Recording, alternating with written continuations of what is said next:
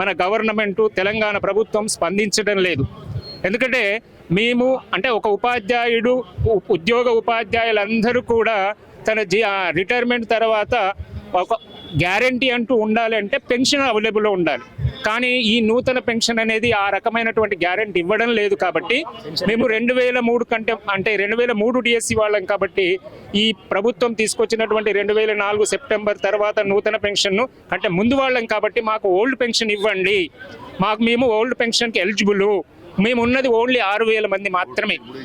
Court తీర్పు కానీ central government ఇచ్చిన 57 జీవో కానీ దీని ఆధారంగా ఇవ్వమని అప్పటి కేసీఆర్ ప్రభుత్వానికి ఇప్పటి రేవంత్ రెడ్డి గవర్నమెంట్ కూడా సుమారు 2 సంవత్సరాల నుంచి రకరకాల ప్రత్యామ్నాయ మార్గాల ద్వారా ప్రభుత్వానికి పేరు చెప్తున్నాం, వినతులు ఇస్తున్నాం.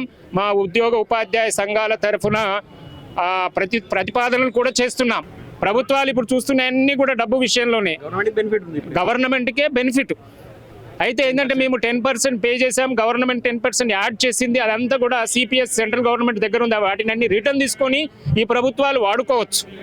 మాకు ఓల్డ్ పెన్షన్ ఇస్తే ప్రత్యామ్నాయంగా ప్రభుత్వానికి సుమారు 2 నుంచి 4 వేల కోట్ల రూపాయల ఆదాయం కూడా లభించే అవకాశం ఉంది. కాబట్టి ఈ విషయం ప్రభుత్వం గమనిస్తుందని మాకు తక్షణమే ఓల్డ్ పెన్షన్ వర్తింప చేస్తారని ఆశిస్తున్నాం. రావాల్సిన వాటే గవర్నమెంట్ ఇవ్వడం లేదు, మేము వేరేం అడగడం లేదు సార్. మాకు రావాల్సినటువంటి హక్కులని అడుగుతున్నాం సార్.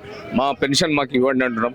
సెంట్రల్ గవర్నమెంట్ వీరికి మేము కూడా పంపింది సార్ ఇవ్వమని చెప్పి, అయినా అమలు చేయడం లేదు. ఇది మేనిఫెస్టోలో పెట్టారు సార్. అప్పుడు మేనిఫెస్టోలో సిపిఎస్ ఎత్తేసామని పెట్టారు, 3 వాళ్ళకు కూడా పెన్షన్ ఇస్తామని పెట్టారు. అయినప్పటికీ దాన్ని స్పందించడం లేదు, దాని విషయమే తీయడం లేదు. అసలు ప్రభుత్వం స్పందించి దీన్ని న్యాయం చేసి అందరు ఉపాధ్యాయులకు ఈ అవకాశాన్ని కల్పించాలని కోరుకుంటున్నాం సార్.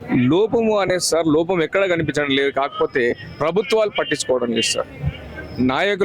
మా నాయకులు ప్రభుత్వాలు, మా నాయకులు కూడా కొంచెం స్పందించాలి సార్. ఎప్పుడో మేము దీన్ని ఏం చేశారు సార్, అంపశయ్య మీద పడుకోబెట్టినట్టు చేశారు. ఎవరు పట్టించుకోవడం లేదు, నాయకులు కూడా పట్టించుకోవడం లేదు, ప్రభుత్వం పట్టించుకోవడం లేదు.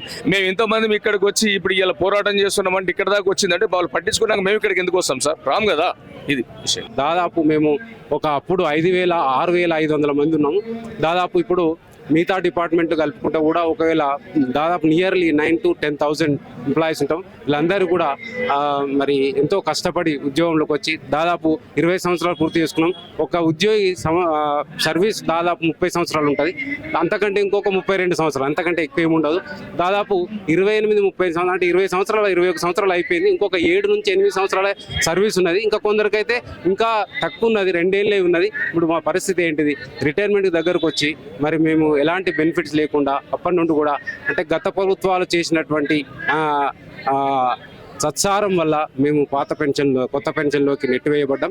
కాబట్టి దయచేసి మేము అన్ని విధాలుగా నోటిఫికేషన్ పరంగా కూడా సెంట్రల్ గవర్నమెంట్ ఇచ్చినట్టు మెమో పరంగా కూడా మేము అన్ని విధాలుగా అర్హులై ఉన్నాము. కాబట్టి మాకు దయచేసి ప్రభుత్వము మాకు పాత పెన్షన్ను అమలు చేసి మా ఉద్యోగ ఉపాధ్యాయుల శ్రేయస్సు కోరేటువంటి ప్రభుత్వంగా మేము విజ్ఞప్తి చేస్తున్నాం.